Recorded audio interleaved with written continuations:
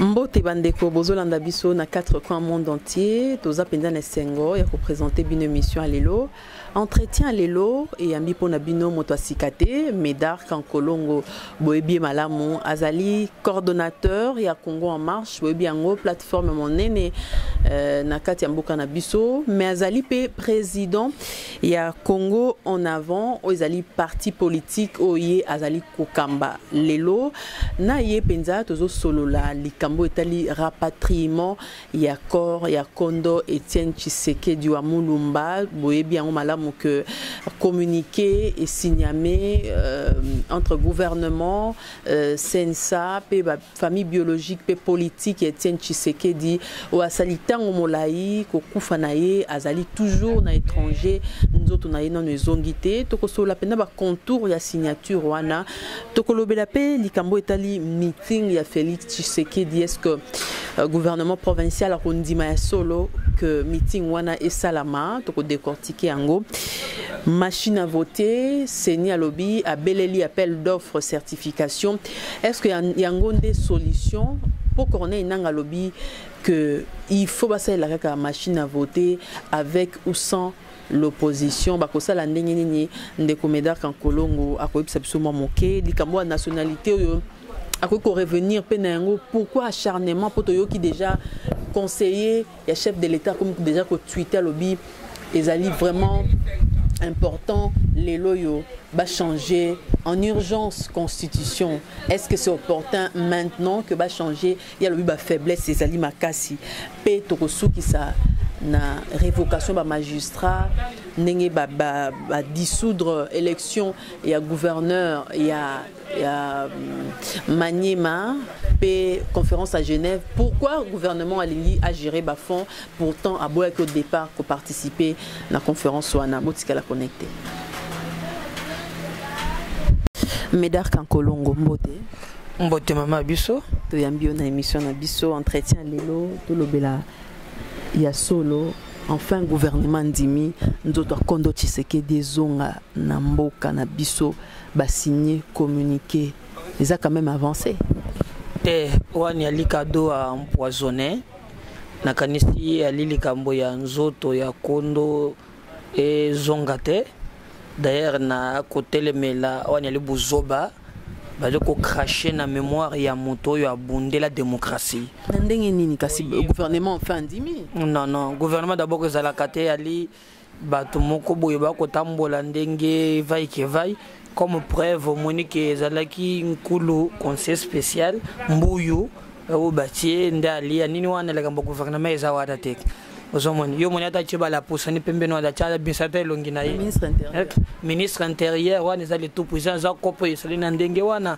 mama na biso ezali kambo mususu majorité luka ezali le kambo ya kozongisa nsutu et puis nazo pekisa bango ba marchander Tshisekedi eli valeur Tshisekedi ali résistance Tshisekedi ali muntu oyo amema mboka na biso musika soki bango ba ko continuer lelo ko profiter na nzoto na ye pona ko sala ba calcul politique na côté le mela yango si vous lisez bien esprit à communiquer wana bâtir une commission en place mais jour commission ko banda na jour commission ko sil et yebanité wana za mystère déroulement ya ba travaux dire na yango ezate kasi balobi wana taliban wana kasi zali famille ndenge bayokani bango nyoso so misale silindi batie date dès lors que basi batie déjà commission en place balobi que ministre intérieur famille na parti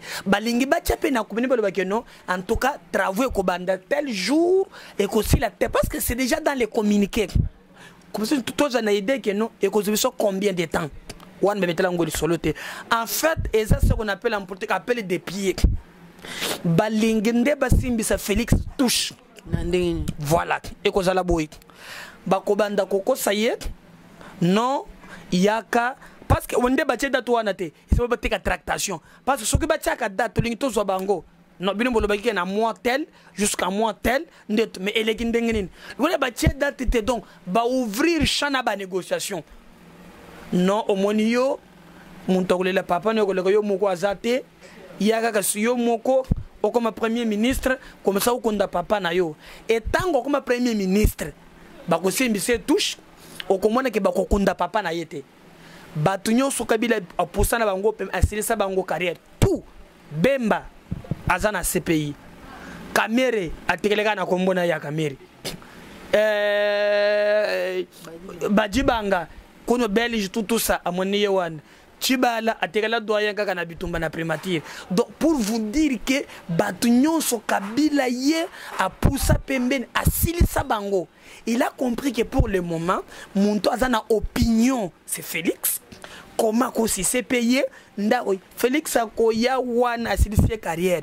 S'il faut bakende na pour parler na ndenge ya bien il faut ezonga na Senko. Pour te appliquer encore na intégralité la yango. Mais nanzela balengi ba simbi se touche. Bazo ta nanzela femme pour ba simbi se touche. Mais les cambo rapatriement encore ils les cambo application et accordé. Non. Balingi bazwa yango pour na kosala assemblée ko appliquer encore. Kabila a dormir aujourd'hui. Il est seul contre tous. Au moniteur Akimi Sadek. Akimaki bato mususu. Donc amikut ya zomona danger partout. Akobanga même nzoto ya Russie, garçon simple ya ngaba oyo. Ezo bangisa ye kaka. Ya Tshisekedi ezo bangisa ye. Kende Sadek donc aza sousir na yete. Alors sogo mikoluka akozo souffle ndenge nini. Po omoni bakosela ka mikolo makambo te. Ya mona kinete soge tozu 2018 ndete za musique. Yango to déjà na mois de mai. Dans 2 mois depuis la candidature.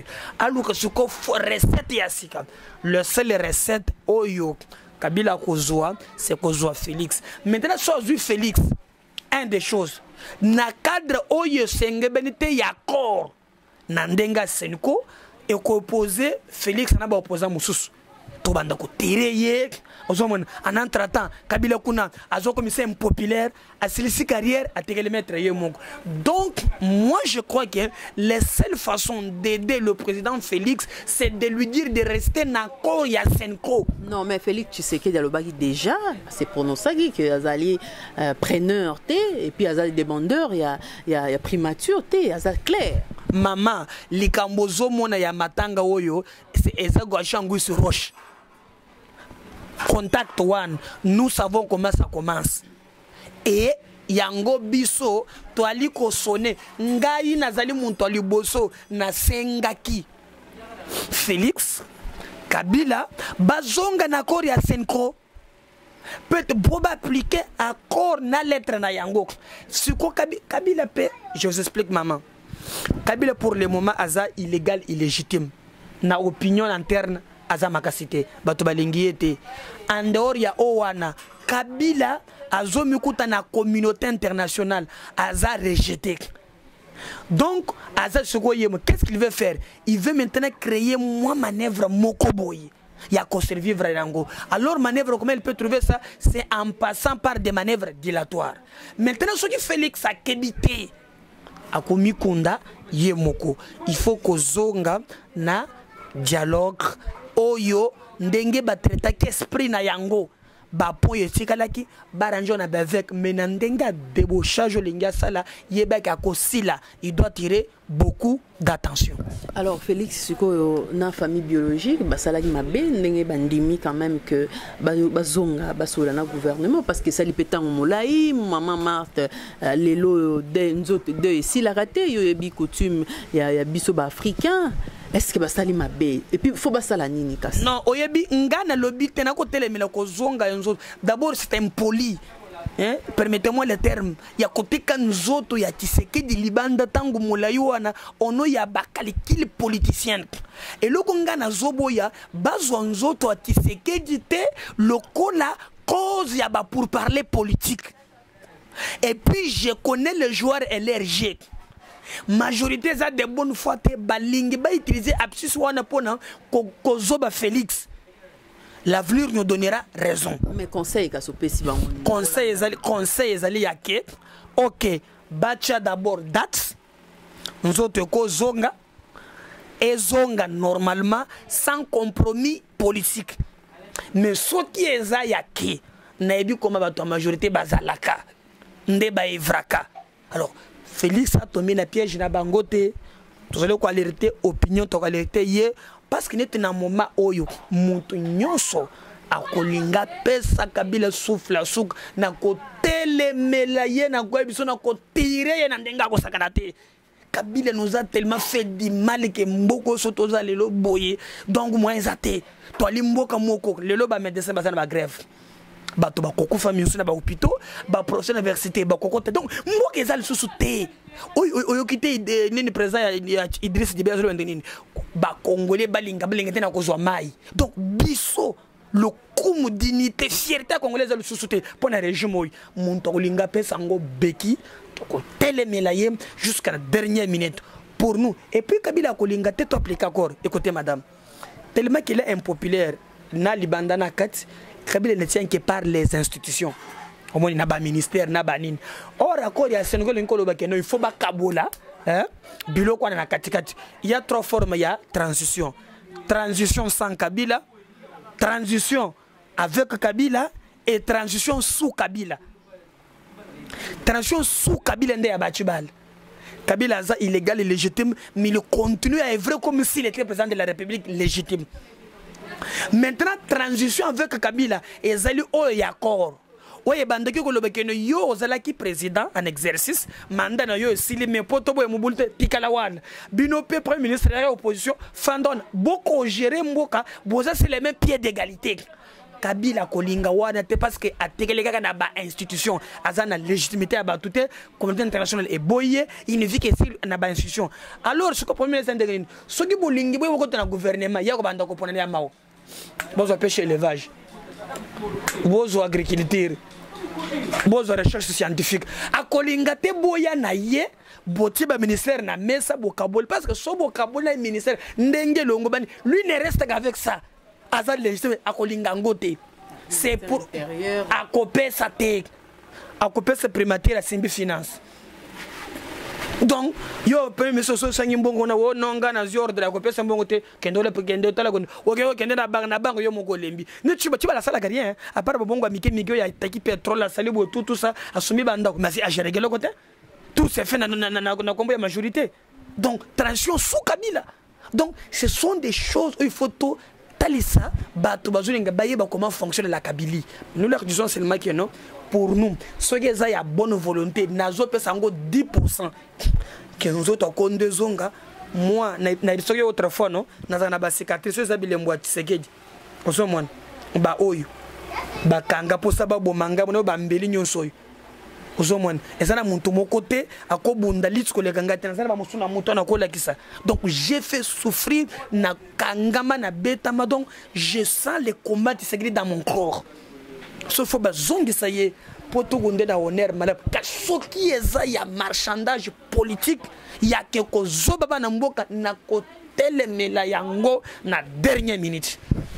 Médard Tankolongo to tikalika na UDPS lobby toloba Félix Tshisekedi a tenir un meeting populaire mais toyebina noté ti lelo gouvernement provincial non peut assez prononcer ce qui a solo meeting on est au salama to ko salamate et puis selon you est-ce que tango ndé faut Félix Tshisekedi a beta meeting. Oui d'ailleurs to ko mobiliser bato na biso to zala wana ebele pour na ko telesa na monde. Tu sais pourquoi Kabila zo boya nzoto ya Russie bim pour ceux qui bembo ne bimi bato bakoza lebele et ko telesa c'est un régime contre le peuple parce na ko banga ya population. Vous voyez? Alors to koza lebele pour na ko telesa face du monde que peuple a lengi régime té. Nous allons nous mobiliser pour être là. Aux autres il y a gouvernement provincial agenda ko pesa moro mbongo. Randiki mbutate ngala fani na ngaboe moro lenga 200 000 na ngai na tonga ta ba palais na ngai biso mbongo to futa ka vignette ya so baka ngo ba palais be o kana ngazembo te père Patrick mobala batamba ivat na mbongo ba vignette yiki mbuta so mbongo ngo wapi ya akenda ko loba o ndenge za boye o na tonga na moro lié 200 000 On est un pays, on dit que Mogo yo, c'est un kanda Mogo na komi koyoka, yango soza au moins madoso comme katao balata ba bomba batanta wan. Nazo mi cheseka na bango. Donc biso to sana Kinshasa full partout. Mai nzele zate. Atako lo batu ba ko kombola kimbuta che batu na bazo kombola balabala baza bazo papa kabelanga 100 francs kabelanga 200 francs baza soki na 40 mois impayé ba moso na 2 ans impayé ya kamata 200,000 agenda ko pesa ngo nganga perdre le bango de mo ngaba 200,000 na tonga ta ba parler donc mongo biso tonga kango ba parler eza ko bongisa ke chasa ya ko bongisa ke chasa eza tonga kango ba parler na yo biso bazoba na bino o to tekela bino mboka o eza bêtise mo ko sakana te faut condamner ça Kimbuta ye Kimbuta ko autoriser d'abord to kusongo to pona nini yo mo chef d'arrêter na ma pa ozobina nete mboka za bango te nous avons les mêmes droits et le même devoir to ko sala meeting balinga te to ko sala wana za buzo ba pe to ko tolérer ngote to ba sina bango te muntu azana o ya za propriétaire mboka za te sono to za ba congolais ozo bango ba za illégal illégitime soye bakate. Bah c'est le pouvoir en 2016. Bah fin de le monde qui me base na respect pour nabiso. Il y a 200,000 à pesango nganga. Ah ya soko presso ça la meeting. Faut atonga ta ba parler na ye. message grâce Félix faut pesa ndeti soki yo. Message za mogo ya bato faut ba longo un point entrer. To bongama le 23 décembre pona mezate na nzela batambole sili. Médard Kankolongo, le 23 décembre, l'élection fait ça, la machine a voté polémique et Zomata. Nandenga Osakanate, Seni a lancé quand même appel d'offres, il y a certification parce que nous avons dit Tembe, Abimisi fichier électoral, Botaka Tembe, Abimisi Badoublan, Akeotika Pipa procureur, à 5 gouttes audit P, doit lancer au même moment certification machine, il y a certification à fichier électoral. Mais Azo Linga quand même que OIF nde esala makambo na nyoso poza na confiance obi to nzambe na ngai toza mboka ba bolole ba zoba moko mi kolekela ngai yo d'abord nanga aussi aux machines et puis information na personne information ya mission mususu ya mwana nangu monike zaka solo no ya mibale yangoyo awo tokolo bana yo fabricant wana ya machine ba pekisi à livrer machine nanga siko accueilli na Nigeria ba c'est la machine sous licence donc yakobanda koko sakona keno ezokende na Nigeria ndoke zo ya boy parce il faut yeba des sous maman na biso yeba yo osoke yo sengi machine obandi ko panza ngona ba est par-ci par-là ce qu'on appelle d'offre je ne comprends pas. Même à tout mon école primaire, yo so yo ozu déjà.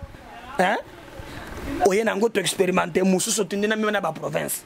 Ce quoi après on a aussi appel d'offre. Appel d'offre. Et ngo le bani. Appel d'offre pour la certification. Donc d'abord yo so ozu. Voilà. Yo so ozu, biso to kotala sim. Donc o so makambo na yo. Akozo bebisote. Akozo bebisote. Likambwa machine ekozala te mukili mbesi telemili yango nde cartouche batoyo bazanga légitimité balenge ba utiliser mais ekozala te baza kuina bisa yoni kale yango miso bandi ko tela bango yango bakomi ko loka rallonge ba loka ndenge Seni Corneille Nanga récemment a sa déclaration lobby opposition sur babou machine à voter élection de Salama avec ou sans l'opposition te wana zoka sabato a majorité obi zandengni tellement ebiki ko lekate so linga sala ba déclaration politique nanga normalement phase la un technicien ozomona technicien kana ba ouais c'est ba déclaration politique est-ce que ce problème là ce sont des arrangements politiques. Ce qu'on a tellement que beaucoup de millionnaires. Donc, machine à 300, il y a 1500. Ce qu'on a 110 000. Il faut gagner combien de millions? Il n'y a pas combien de millionnaires. Le régime est un régime impunité. Ce qu'on a tellement que beaucoup de télé, c'est pas personne bon lié pour beaucoup de choses sont liés biloko za na mbango. Donc so meli ozana to kutiki ndogi. Il faut sans agak. Sugoyo amikutike mbongo asali moi je fais ngwaza ndaba so ba déclaration wana. Pour lo bakeno bomoni ngai na bandeko lo balangai. Donc so simbiteza ngate ndele ngala il communique pour la majorité pas pour nous. Pour dire que l'égalité. Osomon, ce que c'est bandolé que ekozala te bomonaki ti ngai na tv te nalobaki te eza faute na nga te azokosandeba donc a majorité nanga aza moto ya pprd eyebana depuis kala ozomona yo omoni te moninga na ye triste mémoire oyo nani oyo auti kolonga mikolo mibale oyo te oyo auti kolonga oyo triste mémoire akomi kopesa mpe conseil no otika makambo ya mashine wana mobulu ekota na mboka yo moko ngwe mulunda ozalaki awo ntango tozokende kosenga jeudi serveur yo mpe bandaki konjima eza so soko tindoki ekoti yo mobulu yo bomisa bato na élection 2011 atelema mpe mokolo mosusu boye azobile résultat obika lingi abomanga na attention andeka jamba jean loaka ningiri vital akomi kotaka bila 8 millions 400 kota Tshisekedi 200 000 lelo akomi azoconseiller voilà wana ezali tokotindo kisoko yo komi olingi bongwana satan bongwana katakenda kaka na lifelo ata o matio kiti sanction populaire ezozela bango conformément à la constitution. Donc pour nous machine kolekate wana ba déclaration politique ya nanga wana azoko to pouvoir justifier mbongo azwaka na majorité etale bisote. Alors Médard Kankolongo tant comme lobby pe makambo etali mambo ba justice impunité zali mboka ya ba impunité zanga justice mais quand même président de la République a aussi kolongo ba magistrat ba sala musa malamu te ezali pe début assainissement quand même ya secteur judiciaire na mboka na biso. Maman est plutôt soko za la fière hein na région moyo ko benga ma congolais na habitant. Oyebi avant qu'on nomme magistrat il y a ce qu'on appelle au conseil de la magistrature. Le président nomme sur proposition na bango. Pas va nommer, il faut pas vérifier yo. On ne peut pas faire signer un chef de l'État. C'est c'est un chef de l'État. Au kamatu mon tosa la kabilanga batiye. Bagmati mécanicien yo ya fongola ka mafuta batiye magistrat. Na yo kikutu ke magistrat mo akufane depuis 2011 ba nommé ye. Soki bisanganano. Soki yo monto yo mécanicien wana condamné ye 5 ans kufana prison. Qui va réparer ça? Quand on condamne quelqu'un qui ne connaît pas les droits, mais il vous condamne. Qui paye les droits? Qui paye les préjudices? Yo est-ce le non au sanctionner Batouane. Bongo Batouane bango ba condamna. Voilà le Congo. Moi je pense que si Kabila était sérieux, il devrait commencer d'abord par sanctionner. Bayeba memelaye ba komboan. Et puis ezali pe bitumba 30 ans mwambe na luzolo bambi. Ça ba règlement de compte. Parce que nakati wana pe ba magistrat solo bazali, ya fo pe bazali. Alors lokole sugo luzolo an esprit ya kokanga ka bango lokole muyibi elekaki. Ndebele ngibala kisakabela ke notika. Agoseli se bisote, atibiso totonga bandoke na biso na kimia. Mona kanga ki o mari no? C'est balobi est tout puissant on mari écoute bamsunde bazoloba. Voilà. Donc voilà. Donc ce que le zolo a komi ko bangisa bango na makambo mike wana. Ce que ba conflit interne. Nde so le tobe tepe loko lokola ye muntu bema bato wana na mandataire na ye ne batalisi menga na kolobake si le chef de l'état Kabila azali vraiment là alinga sanctionner abanda ko sanctionner bato ba proposer ki point nommé pe na ko senga bato nyonso ba kombo eza na internet vérifier soki kombo magistrat moko a condamné azalaka couturier Lukabiso to porter bango plainte il doit réparer ba préjudice ou ba poser na ba famille ebele. Tout le berasi tozoka na justice wana makambo ya dissolution de l'élection ya Maniema tunda ya kasende eliri pe na malamu boye paf kokonyanga lobiso ka kei ya zongi élection wana barobare yango donc aussi là et puis ya solo sala. Oui mboka oyo ezotambola neto bo bantaba mboka oyo o bango bako kanisa na mutu bango nde mukunzili beko constituer za batwana kokonyanga tekenda ya ISO ya bakate konyanga teki banda ko tonyo so ya leta omoni alenga mega pa aventure awa na ateka penda ko so ya ba mama ya bilangao ozomona. Donc c'est quelqu'un qui vit c'est un régime kasi yeba mama mokili ya bato nzambe ko betela ngoto le régime kala mingi tezokende tokokutana no tokokutana mais nayoki ezaki makambo kotaki yo sope Moïse Katumbi ezaki na kati wana yango pe Constant Omar ya akoye libère te constant mara liaka wana constant mara liaka sol bambongo azwaka azwaka wana ngamoto chango pembeni menganzo le makambo ya tunda wana kasi ombre ya Moïse Katumbi okateke nani kokonyanga albaki il a vu Moïse Katumbi là-bas wana za nde bazo flatter Kabila ti bazo mona Katumbi partout bamona kaye ti mo le muso akolota Katumbi abete munduki solo. Quand vous rêvez Katumbi partout et c'est ce qui donne même l'impression que bazo obi monto muso na tuna monto moga na tunio Katumbi yango élection comme pembeni pour directeur de campagne na yesa ne balobi o bato majorité nde bazana ba directeur de campagne ya Katumbi chaque jour na ba chaîne RTNC et Télé 50 Katumbi mais obi ki bango nde basundia comme populaire ya solo acharnement. Donc, non, acharnement, ça m'a comme bango, et ça bouzoba parce que quand vous venez et puis na épisode émission il quelqu'un non Katumbi meilleur de la classe, Katumbi bokendo ko prendre gestion, Katumbi boye lelo. Maintenant, Katumbi a baloki des mots pour ebiseke bino que non, bo changer constitution té. C'est un régime, bah mais c'est non que changer ba texte, ba ko mona Katumbi partout. Mais balobi ya kozonga, ba yo ko bomona ye awa. Ba ko bomona ye awa. Balobi azozo déjà pris azozonga, ba ya. Et puis ngana encourager aya, atika ko sala ba déclaration, aki taper sur terrain. Biso ba ngo doza wati. Ba betaka, ba buka ngalo, ba sala boto sali. Ba ko sala rien. Aya abunda na bango sur place et puis na yebi que tango zo défendre cause ça juste même Dieu te protégera. Mais ba okanga yet bakanga Frank Diongo bakanga Muyambo baza kutukuna na eta moko ya mabe kala mingi pete bakanga gindi kona biso Eliezer mbo ngana kanisiki ba ko sala rien.